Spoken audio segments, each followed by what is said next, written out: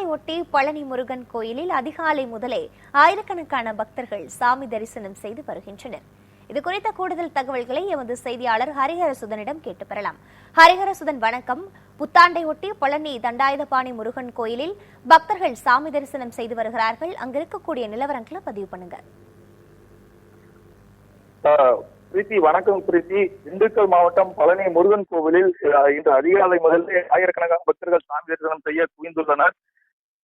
தினத்தை முன்னிட்டு பழனியில் இன்று மார்கழி மாதம் என்பதால் அதிகாலை 4 மணிக்கு கோவில் திறக்கப்பட்டது முதலே அதிக அளவு பக்தர்கள் சாமி தரிசனம் செய்ய வருகை வருகின்றனர். பக்தர்கள் வருகையை அடுத்து பழனி மலை கோவிலுக்கு சாமி தரிசனம் செய்ய செல்வதற்கான வழியை ஒருவழிப்பாதையாக மாற்றி அமைக்கப்பட்டுள்ளது.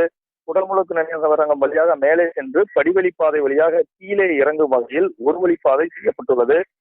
மலைக்கோவிலுக்கு செல்லும் பக்தர்கள் சுமார் 3 மணி நேரம் வரை காத்திருந்து சாமி தரிசனம் செய்கின்றனர். பழனி அடிவாரம் பகுதியில் ஆயிரக்கணக்கான வாகனங்களும் குவிந்துள்ளன. வாகனங்களை நிறுத்த இடமின்றி ஆங்காங்கே வாகனங்கள் நிறுத்தி சென்றுள்ளதால் கடும் போக்குவரத்து நெரிசலும் ஏற்பட்டுள்ளது. நுழைவு கட்டணம் வசூலிக்கும் நபர்களும் வசூல் செய்வதை மட்டுமே குறிவைத்து செயல்படுகின்றனர். வாகனங்கள் ஆங்காங்கே நிறுத்தப்படுவதை அவர்களும் கண்டுகொள்வதில்லை.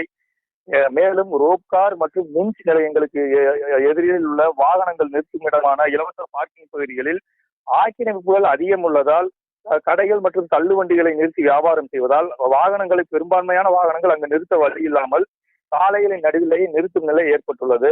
எனவே திருக்கோவில் நிர்வாகம் மற்றும் காவல்துறையினர் திருவிழா மற்றும் விசேஷ நாட்களிலாவது ஆக்கிரமிப்புகளை அகற்ற நடவடிக்கை எடுக்க வேண்டும். பார்க்கிங் பகுதிகளில் வாகனங்களை நிறுத்தாமல் ஆங்காங்கே நிறுத்தும் நிலை உள்ளதால் சமூக விரோதிகள் வாகனங்களில் உள்ள பொருட்களை திருடும் நிலையும் அதிகரித்துள்ளது.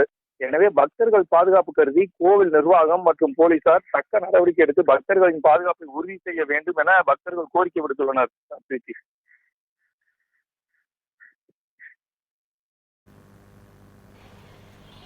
நிலவரங்களை வழங்கியமைக்கு நன்றி ஹரிஹரசுதன்.